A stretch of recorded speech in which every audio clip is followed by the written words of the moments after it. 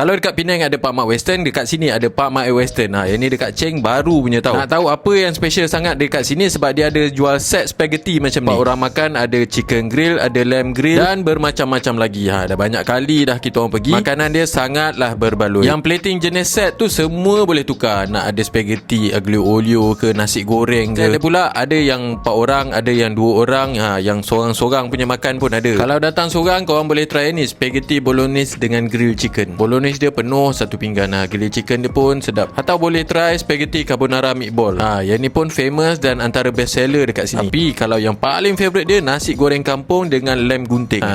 Yang ni kalau order makan confirm. Esok repeat. Banyak lagi makanan menu-menu yang lain, tapi yang ni saya tunjukkan mana yang favourite. Kalau nak air yang jenis jus, yang fancy, yang refreshing, nak non coffee ada, yang coffee pun ada. Dan dia ni pun besar tau, terang benderang, 2 lot lagi. Pak Mat Western Cheng ni betul-betul dekat belakang Tesco. Belah bawah ada, belah atas pun ada. Yang ni nak ambil group order pun boleh. Hari Selasa cuti. You jangan lupa like dan share.